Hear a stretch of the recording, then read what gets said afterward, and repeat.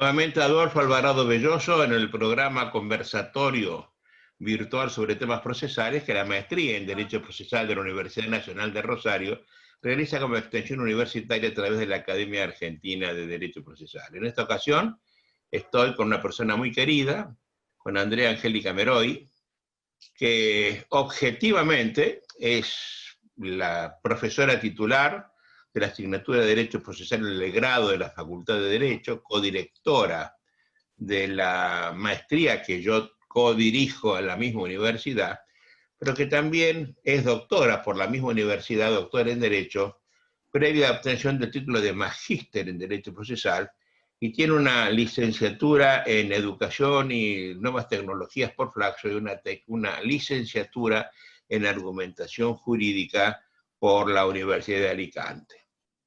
Hasta acá, objetivo. Subjetivo. Yo estoy en el grado aproximadamente 45 años, ya no recuerdo cuántos años fui en el grado, así que en 45 años habré tenido 4 o 5 mil alumnos, quiero imaginarme, y he sido un profesor exigente y de poner muy pocos sobresalientes. Bueno, y en eso resulta que en esos 4 o 5 mil alumnos, haciendo un balance, creo que la que sobresalió absolutamente entre todos ellos fue Andrea Meroy. Una alumna brillante en el grado, es una brillante profesora, pero además, cuando fue mi alumna en el grado, descubrí que tiene una letra maravillosa, que era muy ordenada, muy metódica para trabajar, y eso me permitió invitarla a trabajar conmigo cuando se recibiera, y gracias a eso yo pude lograr una obra que sin ella no la hubiera podido realizar, ¿no? Estoy hablando, voy a mostrar la tapa del Código Procesal Civil y Comercial de la Nación, que en 10 tomos realicé con Lino Enrique Palacio, ya no sé en qué años estoy hablando bien, y que me los editó Rubinsal, no sé, ya no sé la época, pero muchos años atrás. Y quiero que sepan que en esa obra la pensó Lino Palacio, y él manejaba la teoría con su tratado de derecho procesal, y a mí me dio que le hiciera todo un bosquejo, un estudio jurisprudencial, a raíz que yo había hecho otro para la provincia de Santa Fe, ¿no? Y gracias a mi presencia en la entonces Federación Argentina de la Magistratura, con amigos en todas partes, logré reunir casi 90.000 pronunciamientos judiciales en hojas que nos llegaban por cientos todos los días, de los cuales elegimos exactamente 56.000 y monedas, y eso se hizo un sumario, un abstract de cada tema, se lo ubicó en el artículo correspondiente al cual le correspondía el tema a tratar, y una vez ubicado se lo puso por orden alfabético de provincia, dentro de la provincia por ciudades, dentro de la ciudad por fuero, dentro de los fueros por número de cámara, y dentro del número de cámara por fecha. Y eso logramos exactamente 56.000 datos. Y eso lo hice gracias a Andrea Meroy, ¿no? La ley en ese momento dijo, esta es una de las maravillas de la computación. No teníamos computación, no la había todavía, por lo menos estamos los inicios de otra manera, ¿no? Bueno, yo estoy muy orgulloso de Andrea Meroy y quiero que esté conmigo esta tarde, porque además su tesis de maestría fue una cosa maravillosa. La dedicó a los intereses difusos. Yo lo voy a llamar de modo distinto. En ese entonces empezamos a hablar de intereses difusos. Para mí, que siempre estuve en los arrabales del tema, porque me parece que está extrapolado y traído acá un sistema romano-germánico, canónico que no se corresponde. Yo le llamé siempre intereses confusos. Ella, sobre el tema, sacó un libro. ¿Me podés mostrar la tapa del libro si lo tenés allí? No. La tapa del libro, eso fue Procesos Colectivos. Esa es su tesis de derecho procesal, y está pendiente su tesis de doctorado en Derecho, que también lo está sacando en este momento de Palma. Astrea lo está sacando, ¿no? Lo está sacando Astrea. Andrea, bienvenida a este curso. Andrea es de la casa, así que no voy a exagerar mucho en las bienvenidas porque nos vemos casi diariamente. Andrea, mi querido, un beso, bienvenida. La idea es que tengamos una charlita de unos 40 minutos.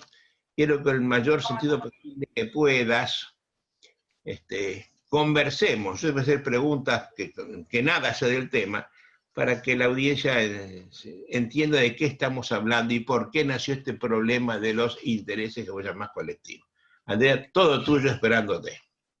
Bueno, muchísimas gracias al profesor Alvarado por estas ciertamente inmerecidas palabras. Yo, si alguna poca cosa he podido contribuir para el derecho procesal, eso se lo debo al profesor Alvarado Belloso, con quien trabajo desde enero de 1988. Ininterrumpidamente. El profesor Alvarado me enseñó a investigar, me enseñó a perseverar, me hizo más obsesiva de lo que ya era, porque él es mucho más perfeccionista, detallista y esforzado que yo realmente. Y bueno, esto de buscar hasta el último fallo, de buscar hasta el último detalle, de bajar hasta el último libro de la biblioteca, que entonces era eso lo que hacíamos, hoy las cosas han cambiado tanto, me permitió ciertamente poder, como digo, hacer algunas pocas colaboraciones. Entre esas colaboraciones estuvo ciertamente lo que fue mi tesis de maestría, vinculada con los denominados procesos colectivos, que para el momento en que yo empecé con estas investigaciones, justamente traían mucha confusión que en mucho obedecía a las distintas fuentes que se manejaban, como con mucha perspicacia aludió recién el profesor Alvarado, en este tema. Por un lado teníamos nuestra tradición de derecho continental, pero mucho impactada por la tradición en la que estos procesos colectivos han tenido el mayor desarrollo. Yeah. En la tradición anglosajona, la institución seguramente más fascinante en este tema son las acciones de clase, las class actions de los Estados Unidos. Y nuestro país, en 1994, con la reforma constitucional, con una convención constituyente en la que no se llega a un acuerdo en torno a alguno de los modelos que estaban a la mano en ese entonces, mucho más lo era el modelo brasileño, que ya había empezado a fines de la década de los 80 con regulaciones expresas y muy adecuadas a un sistema de derecho continental, ese sistema brasileño del Código de Defensa del Consumidor, de la Ley de Acción Civil Pública, tenía una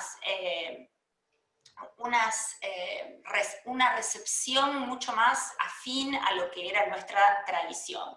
Pero como decía, esto no tuvo consensos, y entonces se llegó a una expresión por la cual se legitima en el segundo párrafo del artículo 43 de la Constitución Nacional para la tutela de derechos de incidencia colectiva. Reparemos en que no se hablaba ni de intereses colectivos, ni de intereses difusos, ni de acciones de clase, sino de derechos de incidencia colectiva. Y ¿Quién entonces, le puso ese nombre? ¿Lo recordás vos? ¿Quién le puso ese nombre? No está claro, no está claro. Fue una solución transaccional entre quienes de manera muy restrictiva querían mantener la exigencia de la afirmación de un derecho subjetivo para el standing, para la legitimación para obrar, y quienes por el contrario querían hacer una apertura enorme, una apertura total hacia la acción popular, cualquiera del pueblo. En el medio, la solución transaccional fue decir derechos de incidencia colectiva, y que luego sea, dando algunos ejemplos, discriminación, ambiente, consumidor, usuarios, y que después el legislador se haga cargo.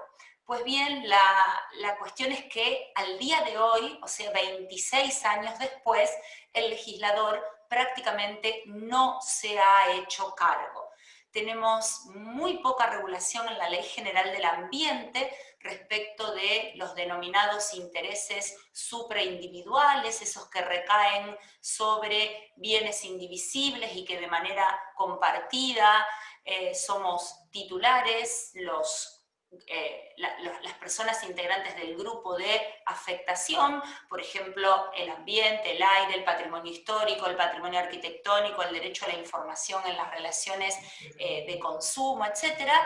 Y luego tenemos un solo artículo que de manera implícita da la posibilidad de ampliar este espectro de derechos de incidencia colectiva a los que se han dado en llamar, por la doctrina brasileña y la que lo copió, intereses individuales homogéneos, que a diferencia de estos supraindividuales, no recaen sobre bienes indivisibles, sino sobre bienes, situaciones jurídicas subjetivas, propias, exclusivas de cada quien, pero que, y ahora viene de alguna manera el impacto de lo que es nuestra forma de vida actual, por esta situación de masificación de las relaciones sociales, de las relaciones de comercialización, de producción y de comercialización de bienes y servicios, hace que quizá un origen fáctico o jurídico común, una circunstancia X,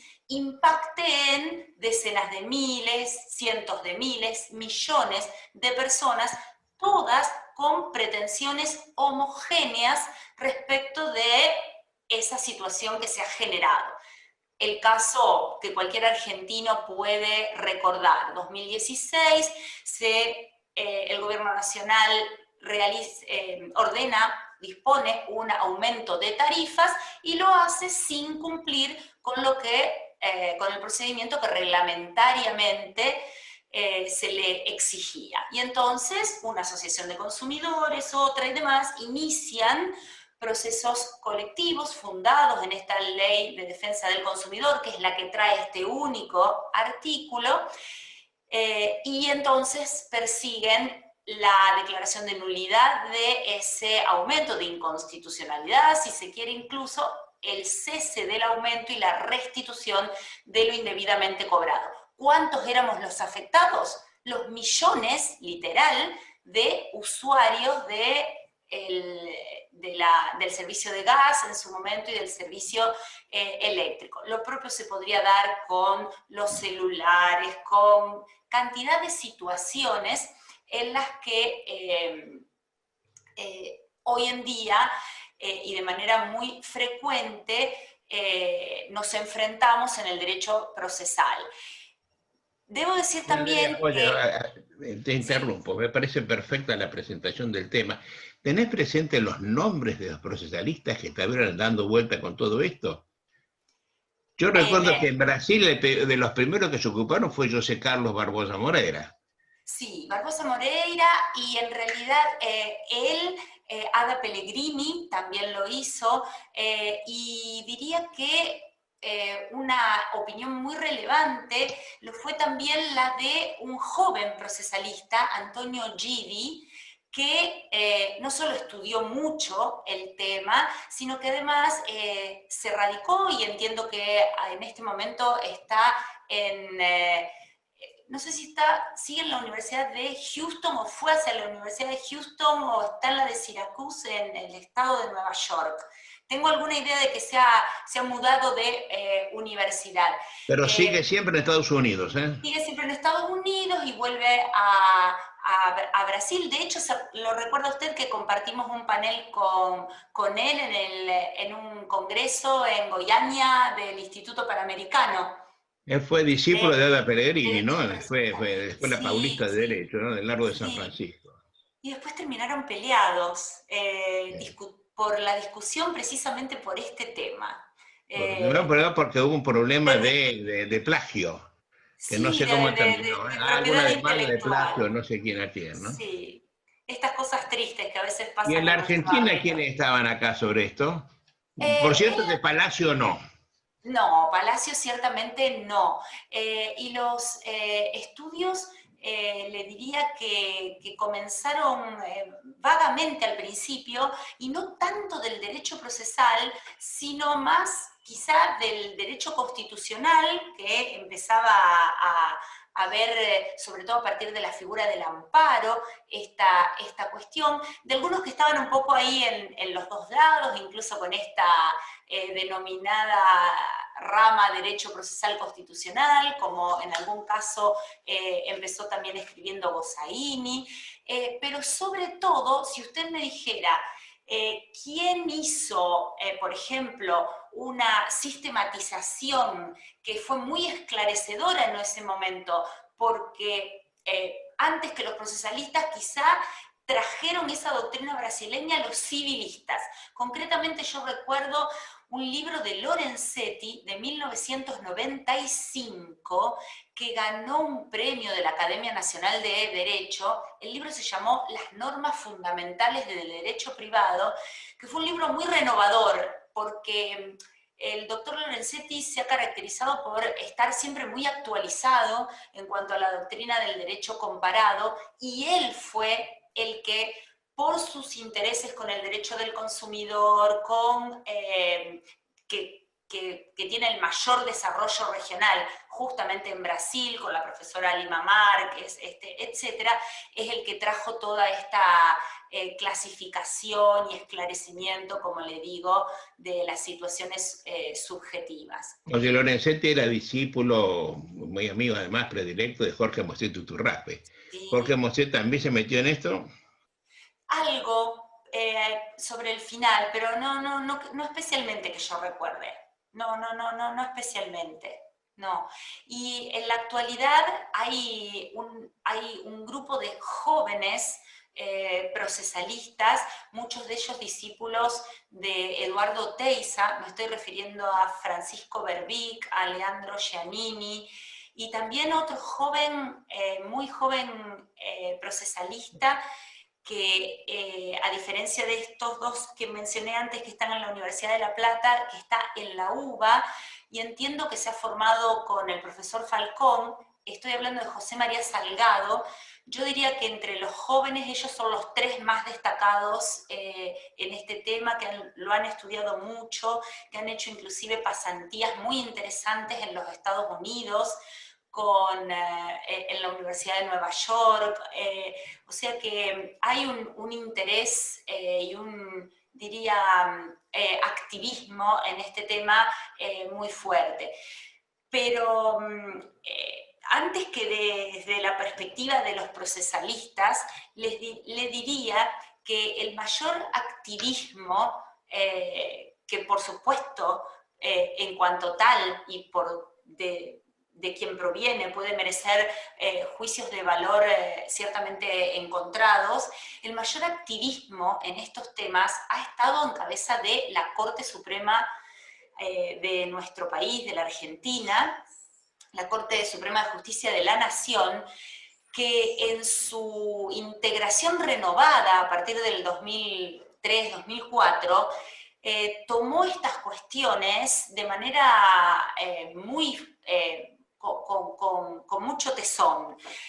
Para empezar, hubo una primera etapa donde el énfasis estuvo puesto en esta idea de derecho de incidencia colectiva como el interés supraindividual, porque ahí Carmen Argibay era, junto con Fait y con Petracchi, eran los tres que más resistían a la idea de hacer una apertura de los procesos colectivos en la Argentina para estos intereses individuales homogéneos, o sea, para el agregado, la sumatoria que luego hace la mega causa, económicamente hablando incluso, de miles o de millones de involucrados. Entonces, primero el énfasis estuvo en el interés supraindividual y concretamente en los temas ambientales. La Corte de la Argentina de esa época, usted recordará el famosísimo caso Mendoza-Beatriz y otros contra Estado Nacional, Ciudad Autónoma de Buenos Aires, Provincia de Buenos Aires y 44 empresas más, mucho más conocido como el famoso caso del Riachuelo, inauguró en el año 2006 una corte verde, una corte hiperactiva con creando un procedimiento ad hoc, saliéndose del amparo, diciendo va a ser un juicio ordinario y además y en función de que está en nuestra competencia originaria y en función de la cantidad de demandados, vamos a disponer un ordenamiento especial. Los primeros decretos de la Corte en esa causa fueron todos decretos de que eran expresión de un altísimo activismo ordenatorio, instructorio de la causa. Y la sentencia, en el caso del Riachuelo, fue una típica sentencia de lo que en los Estados Unidos se llamaría una sentencia estructural, una sentencia que termina dando un marco, exigiendo una serie de objetivos para que los poderes políticos, los poderes elegidos por el pueblo, el poder administrador y el poder legislativo, realicen lo que tengan que realizar. Claro, esto tiene toda una serie de derivaciones, de difíciles deslindes entre lo que es jurisdicción y lo que precisamente es administración y legislación, plantea toda una serie de problemas muy serios de teoría política, de teoría del Estado, para la teoría general del proceso, pero es la actitud que nuestra Corte tomó y que muchos tribunales en el mundo toman respecto de estos bienes públicos. Y luego estuvo cuando ya... ¿Esa sentencia alguna vez se cumplió? No. Hubo avances, es cierto que hubo algunos avances, pero la realidad es que el Riachuelo sigue contaminado y que diría que algunas mejoras hubo en cuanto a los,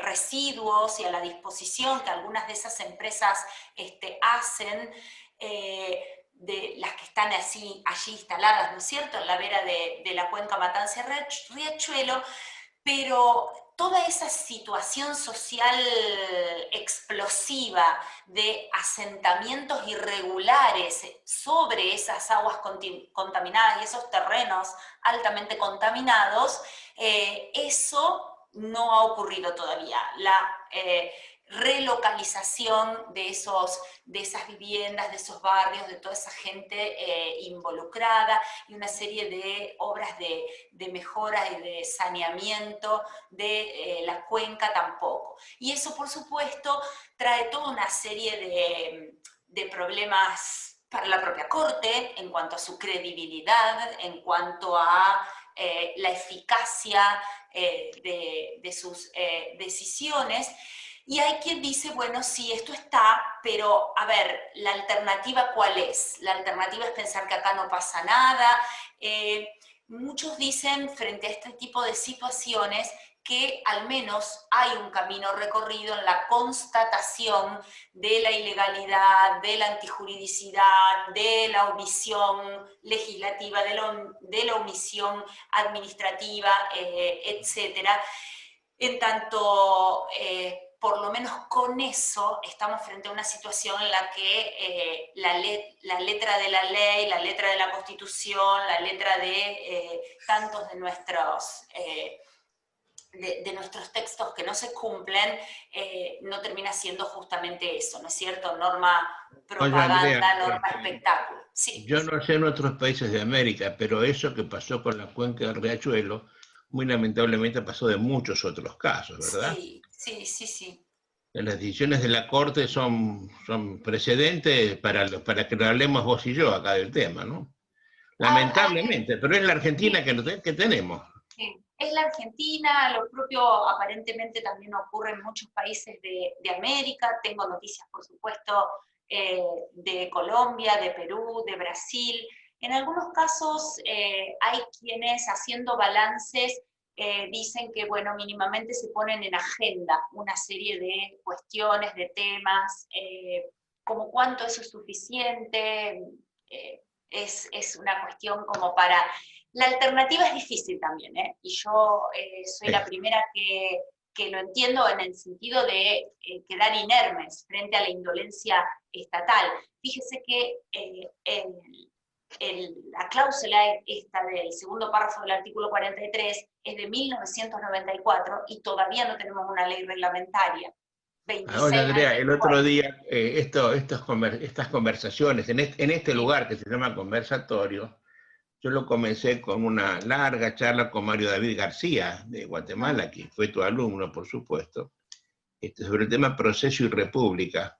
Hicimos una larga conversación, como de 4 horas, para que a la postre llegáramos que nada es república en América Latina, ¿no? Y esto es una muestra de lo que estamos hablando. Nos llenamos la boca hablando de república y estas son las consecuencias o lo que nos muestra que no lo somos, ¿no? Con lo cual quiero unir esta conversación contigo con la de Mario David García, porque todo gira alrededor de la democracia, la república y el proceso, ¿no? Pues hace unos años, yo no tengo muy presente porque ya me olvido de las cosas, pero hubo un apagón en la ciudad de Buenos Aires, un apagón muy Sí. grande, y el juez que falló en la causa... Usted tiene una memoria enorme. Usted tiene una memoria enorme. Oye, ¿Qué pasó con ese juez? Cuénteme, ¿qué pasó con ese ¿Te juez? acuerdas de ese juez? Claro que sí. Lo llevamos a Azul, ¿no? Sí. Y yo muy ¿Se acuerda contento cómo con se llamaba? Francisco de Asís Soto. Francisco de Asís Soto, que ya dejó de ser juez hace unos años, ¿no? Como Fue un encanto tenerlo ahí, un verdadero placer, porque a él le tocó una cosa que en ese momento, fíjese, el fallo de la Cámara de Apelación, tengo el recuerdo, por haberlo repetido tantas veces en mis clases, ¿no? Es de marzo del 2000. El apagón de una semana de toda la parte de la ciudad autónoma de Buenos Aires y supongo que algo del conurbano también, yo no tengo muy en claro eso de quiénes son los clientes servidos por Edesur. Edesur era la que había provocado con su falta de mantenimiento, este apagón de una semana. Cientos de miles de usuarios quedaron en febrero de 1999 sin luz. sin aire acondicionado, que era terrible. Aire acondicionado en febrero, en esa jungla de cemento, con personas que no podían llegar al piso 19 o 30 donde vivían, con freezers todos inutilizados, y la comida, y todo el comercio, y todo lo que podemos imaginar de daños. Y la Defensoría del Pueblo de la Ciudad Autónoma de Buenos Aires inició entonces una demanda promoviendo contra Edesur el resarcimiento de los daños sufridos por la propia Defensoría de la Ciudad, que estaba servida por Edesur y todos los usuarios, y pidiéndole que, como esto era un típico caso de consumidores y usuarios, siguiendo la prescripción de la Ley de Defensa del Consumidor, le imprimiera el trámite del juicio sumarísimo. Fue muy lindo escuchar a Francisco de Asís Soto lo que sintió cuando recibió una demanda de ese porte. Tragó saliva por presentado por iniciada la acción que expresa, imprímase la vía del juicio sumarísimo. Y resultó que Edesur había algo así como confesado en sede del ENRE, del ente regulador, que el apagón se había debido a su propia negligencia por la falta de mantenimiento que estaba a su cargo. Con lo cual Francisco de Asís Soto la tuvo muy clara y muy fácil a la hora de decir: usted confesó, condeno al pago de los daños. ¿De qué daños? De los daños sufridos por la Defensoría.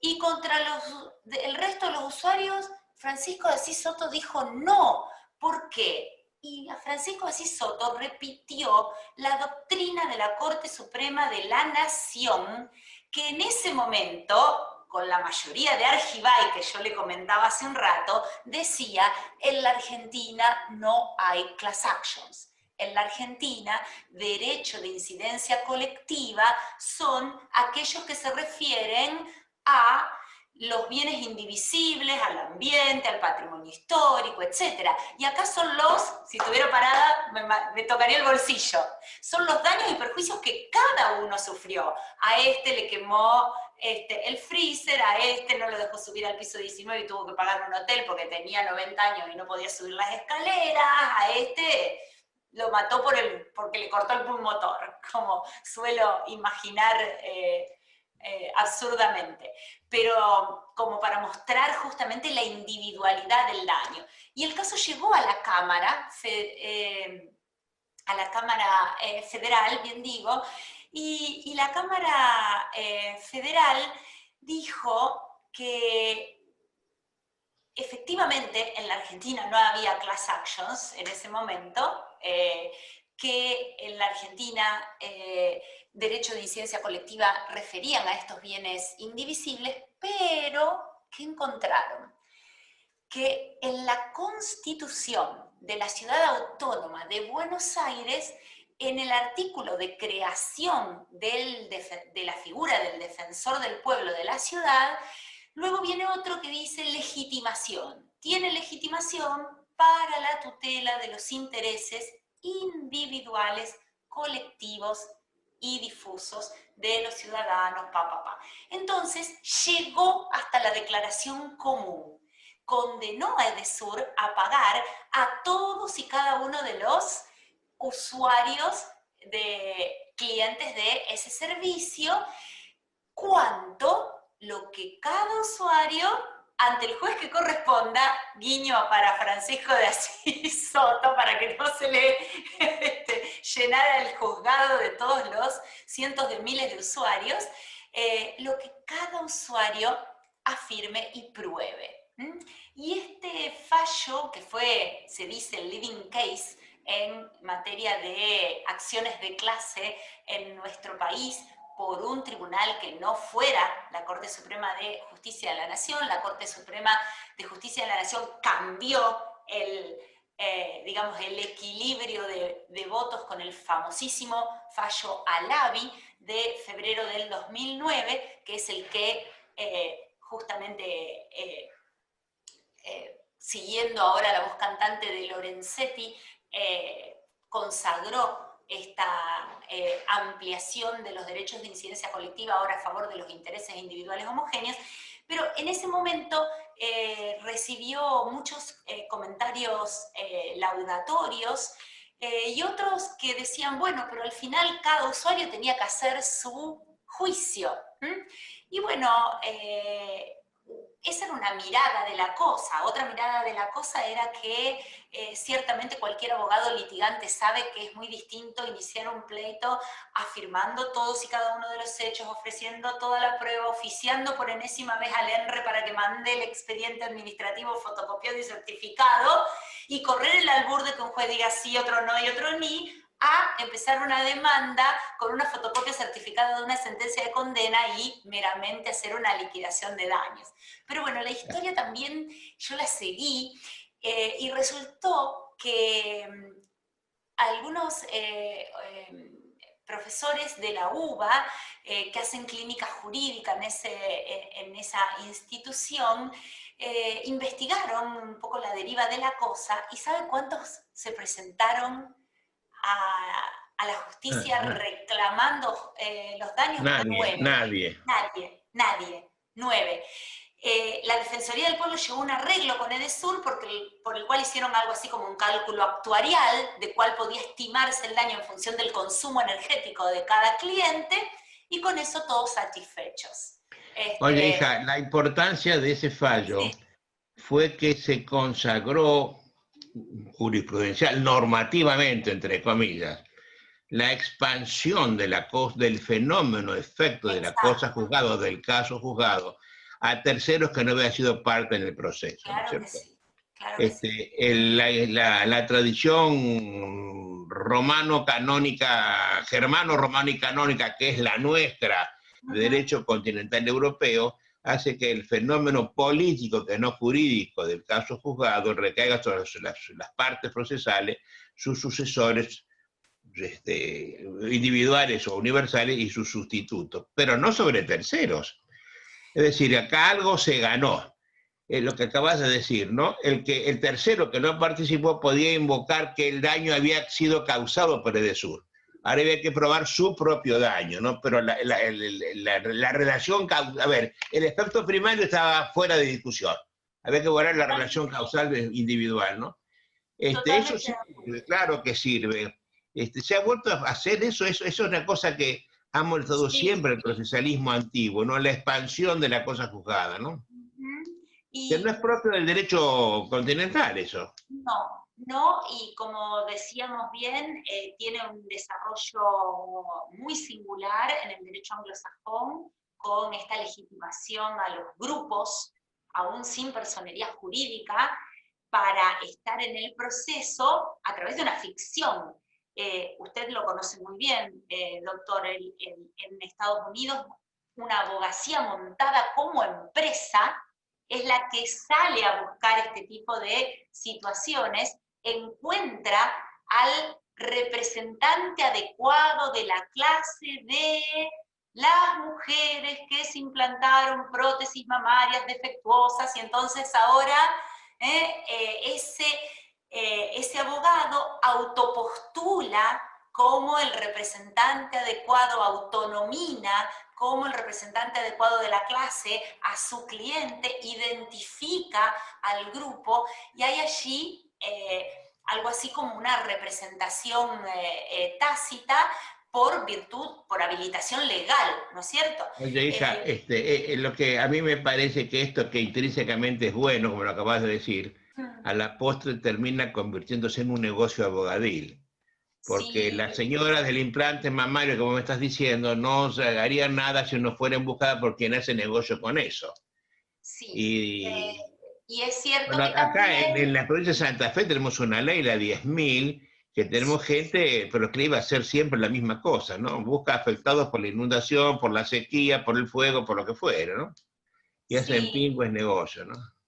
Con Lo cual somos aclaración criticados, con lo cual somos criticados. Sí, Los abogados, Sí, el riesgo de la subversión de fines en el proceso colectivo es altísimo, y por eso es menester, y es algo de lo que yo intenté estudiar y luego transmitir en mi libro, por eso se requieren de una serie de equilibrios que muchas veces en la recepción de estos modelos extranjeros no están, porque la estructura, el sustrato socioeconómico de los Estados Unidos, con estudios de abogados que, como digo, montan esto como empresa, pero si sale mal se embroma el abogado y no nadie, como puede eventualmente ocurrir acá, donde tenemos estos accesos gratuitos, donde tenemos costas por su orden, donde tenemos claramente una serie de incentivos para demandar, y para demandar incluso sin fundamento y saliendo a la búsqueda de información a través del proceso. Otro equilibrio muy distinto que existe en los Estados Unidos y que entre nosotros no, como usted bien sabe. El abogado que inicia o que quiere iniciar una demanda en ese medio, primero hace él una investigación muy exhaustiva respecto de las chances de éxito, a su costo, totalmente. Sí, claro. Oye, hija, yo recuerdo con el tiempo cómo fue discutiéndose con esa expansión del fenómeno del caso juzgado, ¿no?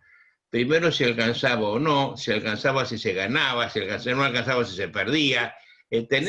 ¿Podés recordar cómo fue eso? Sí, claro. Eso también fue un tema que, fíjese, Brasil lo resolvió muy bien. Volviendo a los equilibrios, ¿por qué existe el sistema que existe en los Estados Unidos? ¿Cuál es ese sistema? Expansión de la cosa juzgada a todos los integrantes de la clase, salvo que opt-out. O sea, salvo que el integrante de la clase debidamente identificado y debidamente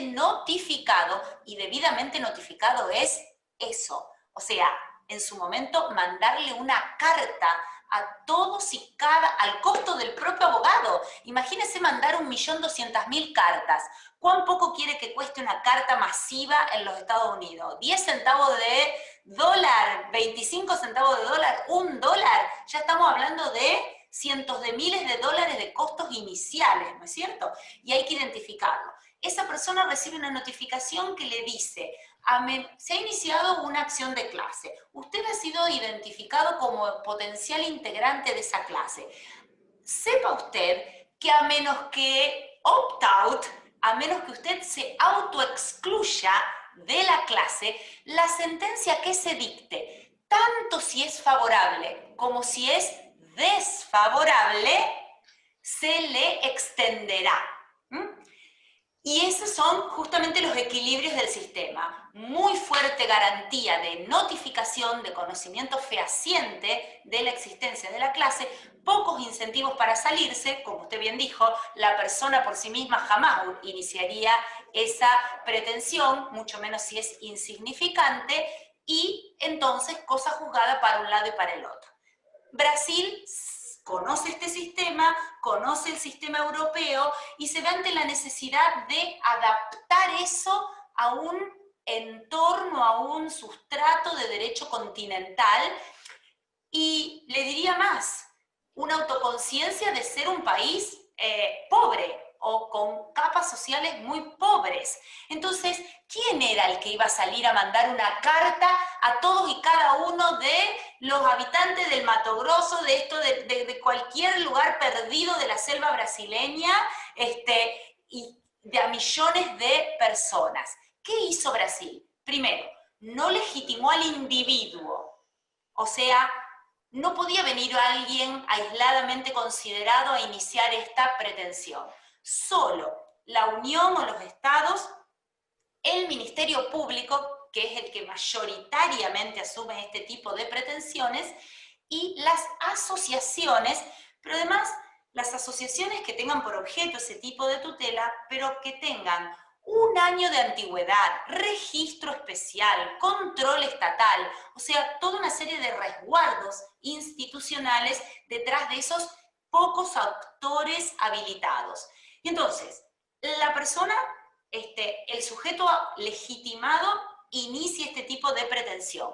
No la notifica a todos los integrantes del grupo de potenciales afectados, pero la sentencia que se dicte hará cosa juzgada secundum eventum litis, o sea, según el resultado del pleito.